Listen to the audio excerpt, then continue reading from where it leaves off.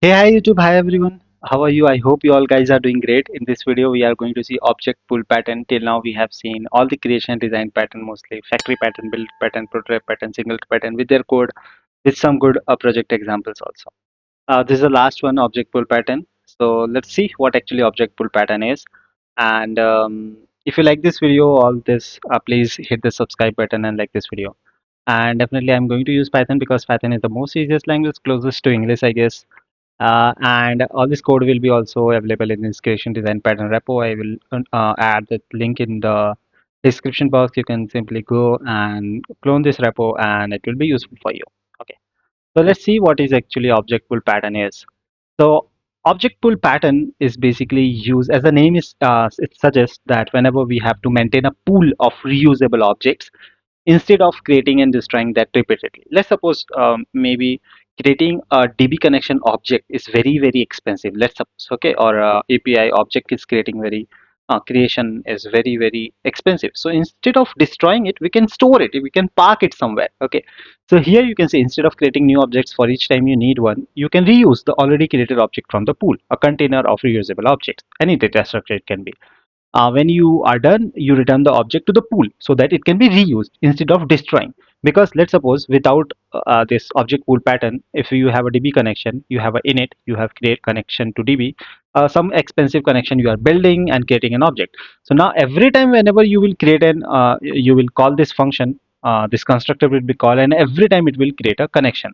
And definitely every time you have to also delete it. So instead of this deletion, we can store it, and we should not call this connection every time. Okay, so see, every time it is creating a connection DB. So instead we can maintain a pool. Okay, a pool, a data structure where we can store the unused object and we can reuse it. So see how this object a pool pattern code will look like. So we have a init, which takes a function, or you can say a class actually. Okay, let's suppose it's a function. For now it's basically a class. And max size, like what will be the size of my pool, how many object, unused object I can store. So whatever function there will be, we can store it as a like a object variable, and then the pool initially it will be empty list. Max size we will be also storing at the object level. Now we have a method called acquire. What acquire will do, it will check if the pool is containing something. What this line means is, self dot pool means if pool is having something, it will return true. Then get something from the pool. So self dot pool dot pop. Why we are adding this dash? Because to make it protected or private variable. Okay, generally one dash means protected, two dash means private. Okay, so self dot pool dot pop. If pool is containing something, we will extract from there. If pool is not containing something, like currently in the first scenario, see, self dot pool will give us false because it is not containing something. So we will just call this create function and this. So let's suppose we are passing this DB connection. So how this line will look like, DB connect, self dot DB connection and the braces. So it will create an object. It will give us an object. So acquire will check that if pool is containing something, some object, grab it. If pool is not, let's suppose, having that object, just use this create function. Whatever class we have passed, just create a new object. Okay, it's not like, it's not hard coded. Whatever we are passing, it can be this class, it can be any other class. We, because we are making a generalized object pool. Now release, this release function, what it will do is, it will take an object, and if the length of self dot pool is less than self max, then it will add to the pool. So it's not like releasing from the pool. No, it's like uh, you want to release that object. Okay, so let's suppose you are using an object and now you have acquired an object and you want to release it. So we have to store it in pool. But if in our pool already, let's suppose the max size is 5, and in this pool we have already stored, let's suppose, 5 objects, then why should we use even if we are using release, we cannot store it in pool because our max size of pool is 5. So that's why this check is important. Okay, simple. Now we have a class called DB connection. This is the same class. Okay, this is the same class. Okay, so the same class connecting to DB. Now this DB connection will be passed in our object pool, because every time we are going to use this object pool, we have passed into the object pool, and we are just using a lambda function. Basically, the creation of object is basically this. This is how we create an object. So we are treating it as a function. So that's why we have added a lambda function. And the max size is 2. Means the pool can have only 2 unused objects. Simple. Okay. Now, this is the actual code where we are acquiring and releasing the connection. So first time connection one db.pool.acquire. So for the first time, it will go to the acquire agent and it will check, does our pool contain anything? No. So it will create a new object and it will call this function self.create function, and we will get a new function. For the first time we will get connecting to db. Okay. Now we are releasing it. Let's suppose we use it and we are releasing it. So it will call this function and it will check self.pool is empty. So is it less than self.max size? Because max size we are passing as 2. Okay, don't mix. This is the default value, but currently we are passing 2. If someone is not passing something, then the size will 5. We are passing 2. So pool is having nothing. So self max size is 2 and size of pool is 0. So 2 is greater than 0. So it will append the object. So now see, here we have used the object. Now we are not deleting the object. We are storing it in the pool. So now pool will having a one object. Okay, a single object. Now next time whenever we are trying to acquire, it should use it. So now if we are calling dbpool.acquire, so it will go into this function and it will move to this function and it will check if self.pool, because now we have stored something in pool. So this pool, this if will be true, so we will take it out from the pool because we have already stored some object in the pool. Why to create a new object? So self dot pool dot pop, so it will get that object. So we will use that object. We will reuse the connection one. Okay. And then now let's suppose we are creating connection 3. So will it take from self? No, because now again the self is empty, because self dot pop will again make the self empty. So it will again go to acquire call and it will check if self dot pool. So self dot pool will give us false. So it will not execute this one. It will just return a new connection. So this connection 1 and connection 2 will be similar because we are reusing the connection, but this connection 3 will be a new one. Okay. So if I print this, see, connecting to db. So connecting to db is because of this, because for the first time this is printed because we have created a new object, but then we released it.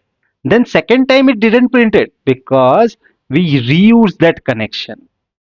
And for the third time, we, because pool was empty, so we were not able to reuse the object because already the object was in use. So for then again we have to create a new object. So that's why we added this line was printed connecting to db. And basically we this bro I just printed to show you in the debugger also. Okay. Now maybe you would be have a confusion that whether it is really using that object or not, or this is just print statement gimmick. Okay, so I can also show you using the debugger. Okay, so now let's see and verify the same thing using debugger. If you don't know how to use debugger and what is the power of debugger, I have already created a complete session on debugger, so maybe you can just go and watch it. Okay, so I have added some breakpoints and then let's do debugging. Okay, I'm just removing this debugger console. Okay, so here you can see um, just let me make it a bigger. Okay, I guess this much is enough. So currently we have connection 1, connection 2, connection 3 and so many things. Okay, so db pool is also there. So db pool is having this are all are the addresses. Okay, so if I move to the next breakpoint, see, connection 1 is having an address as it is ending at a7b0. Okay, connection was one is having some address. Okay, and if you see db pool, so the db pool is empty. Okay, now if I move to the next line, which is connection to now we have done db pool dot release. See, that a thing 7b0 has came to pool, which is in this db pool. Okay, it came to the pool. Okay, so now we can reuse it also. So now if I run this line, let's move to next line. See, again pool was empty because it the same method 7b0 was also reused in the connection 1. So if you see connection 1 and connection 2 has been, the address is same because connection 2 is also using the same object that was in connection 1. Okay, and now the pool become empty. So now if I just go again, so connection 3. Connection 3 is a new connection because pool is now empty, so how we can expect some object from the pool, because pool is already empty.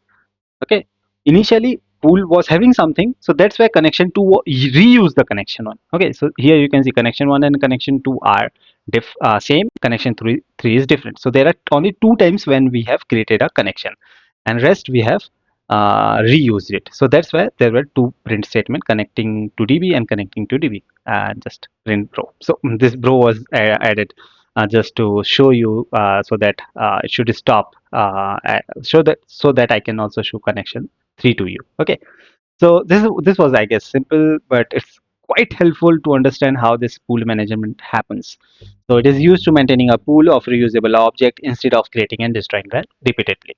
Okay, so we have also seen the life before object pool pattern and after. Okay, so now when to think about object pool pattern, when object creation is expensive in time or memory. Okay, expensive, by expensive means it doesn't always money. Okay, for time or memory it can be also expensive. Okay, object can be reused instead of rebuilt. Okay, or example can be db connection, network sockets, thread pools. Okay, generally we use in thread pools, okay, a lot in db connections also. Advantages are performance boost by reusing the objects.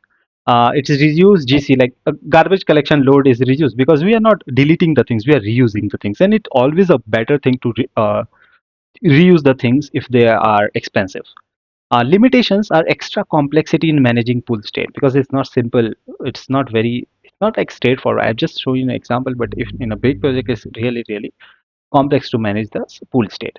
You should also must ensure release objects are reset before reuse. Okay, it's not like if you are you're storing some object and the properties of object are not reset before the next use. Okay, so you have to also take care of it. It may lead to resource leak if release is forgotten. Okay, if you forget to release, it can also lead to resource leaks. Okay, so I think this much is enough.